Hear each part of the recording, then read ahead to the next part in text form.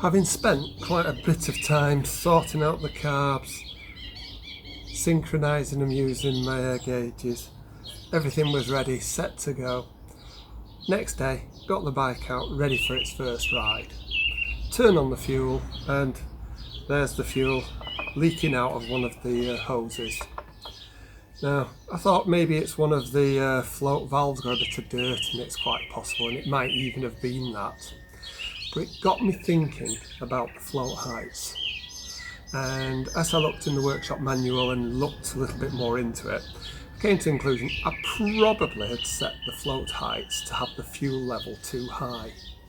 And I thought, well, what I'll do, I'll sort out my leaking problem and I'll reset them properly, having found out a lot more about it.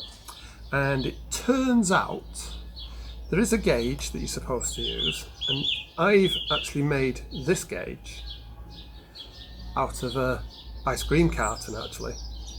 And the way that it works is on the carb you actually see there is a little bit of a flat in the middle, and it actually is supposed to, the gauge, to press down onto that bit on the flat, and the gap is 26 millimeters. So these are 26 millimeters. Now I measured it and cut it out of a gauge. I'm going to put some tape on it to make it a bit firmer, but I'm pretty confident that is going to be okay. The other thing it says in the manual is not that you have the carbs like this, which is what I've done on nearly every bike I've ever had, but you actually have them sloping so that it is just touching, not compressing the little springy bit that's on there. So now that I know that, I can use my gauge and I'll reset them all. Of course, it also means I'll have to resync the carbs. Not to worry, it's locked down. What else am I going to do?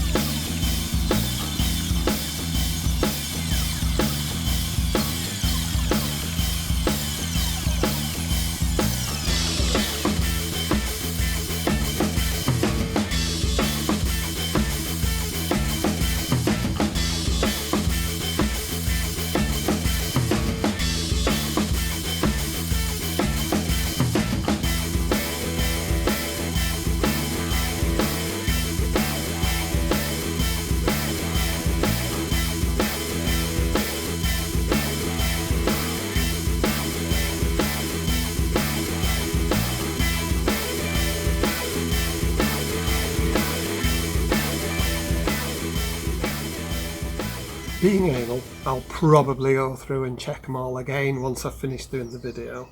As you can see, with one of them, it's slightly distorted, and you need to try and get them so that they're reasonably square on.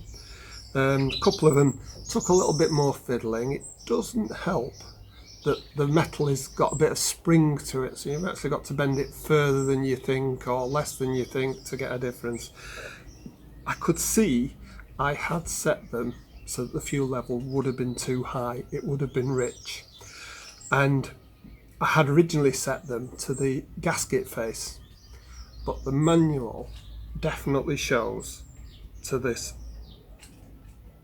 section that's actually flat on the carb using a gauge at 26mm. There are more accurate ways of doing it, not any that I'd start playing about with, using little tubes from the drain plugs so that you can see the actual levels of the fuel. Once you start getting to that level, you've probably got bigger problems than this is going to solve. Get these back together, put it all back on the bike, see if it starts, see if it leaks. Then I'll synchronise the carbs again, and then hopefully either today or tomorrow I might even be able to get out and ride it, which I'm desperate to do. No doubt I'll find another problem to stop me doing that. Hope this has been helpful, especially making the little gauge. It's really not hard to make, and knowing what I know now, I'd have made these just a little bit wider, but you can't make them too wide because they've actually got to go against the body of the carb. Thanks for bearing with me there.